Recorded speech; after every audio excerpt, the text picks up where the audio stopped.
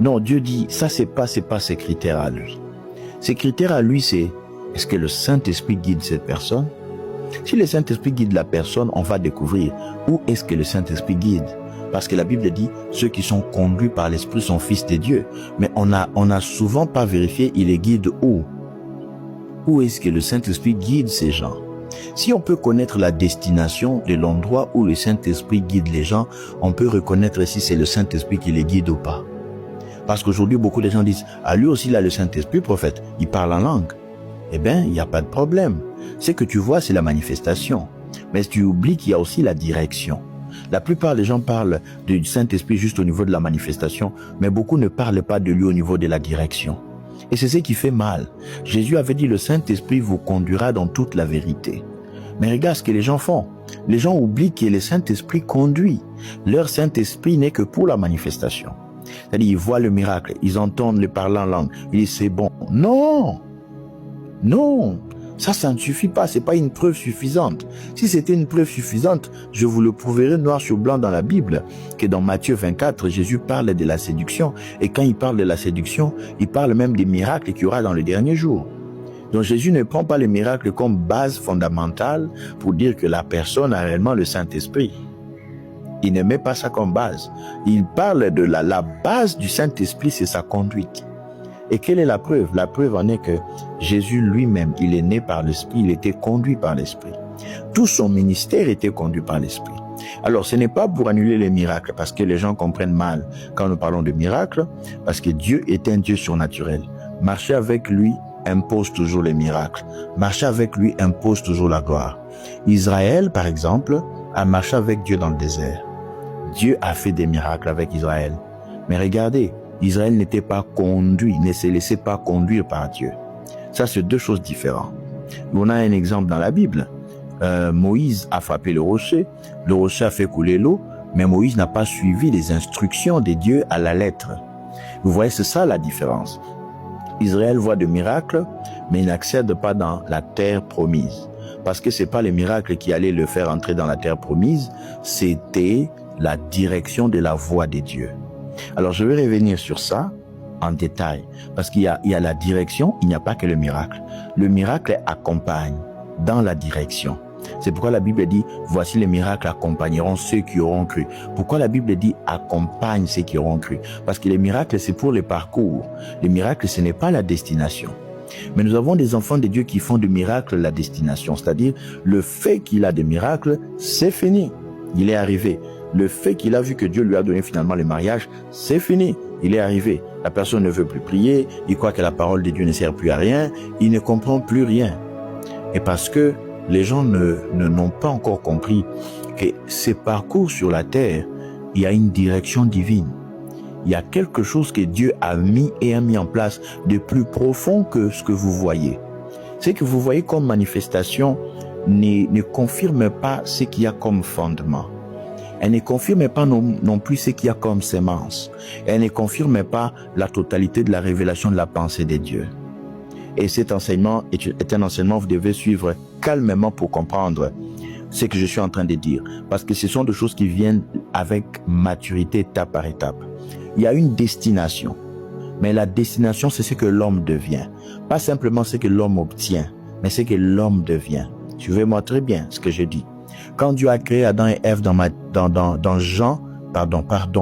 Genèse, chapitre 1, verset 26, quand Dieu a créé Adam, il a dit qu'il a créé à son image et à sa ressemblance. Alors, je vais toucher certains points qui peuvent, qui sont très nécessaires. Dans tout ce que Dieu est, il y a la justice, il y a sa sainteté, il y a sa gloire, il y a son cœur d'amour, il y a son caractère, il y a beaucoup d'attributs que vous pouvez voir en Dieu. Il y a son omnipotence, son omniscience, toutes ces choses que Dieu possède. Je vais vous dire une chose, il veut les transmettre à l'homme. Dieu veut les transmettre à l'homme. Alors, voir le miracle, tout ça, c'est bien, mais ça n'expose pas tous les attributs de Dieu. Ça n'expose pas. Par exemple, son cœur d'amour. Je vais donner un exemple. Il y a des gens qui peuvent faire des miracles, avoir des visions sans un cœur pur, sans même un cœur véritable de Dieu. Même en manipulant, ils peuvent le faire. Alors vous pouvez regarder une telle personne, vous regardez la manifestation, vous dites, ah, il a le Saint-Esprit. Non, cette manifestation qu'il a n'est pas la preuve d'avoir le Saint-Esprit, parce qu'il lui manque encore beaucoup. Il lui manque beaucoup dans la manifestation de la nature de Christ. Alors quand le Saint-Esprit conduit une personne, lui, il ne se concentre pas uniquement sur les miracles, parce que les miracles vous accompagnent dans le parcours. Il y a une destination de ce que vous devez devenir.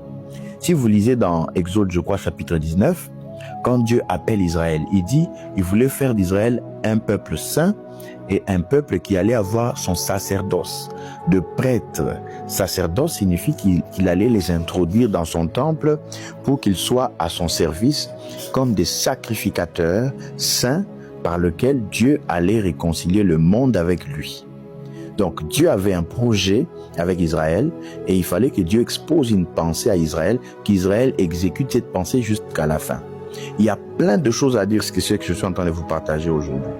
Mais il faut d'abord comprendre dans la pensée de Dieu, quel est son objectif, son but, pourquoi Dieu appelle un homme. Pourquoi Dieu choisit à ce que tu sois conduit par le Saint-Esprit. Il y a une destination dans ce que tu es en train de suivre. Ce n'est pas juste obtenir le mariage, l'argent et tu t'arrêtes là. Et c'est la raison pour laquelle beaucoup de gens, le fait qu'ils négligent ce qu'ils doivent devenir, ils ont la difficulté de reconnaître la voix du Saint-Esprit.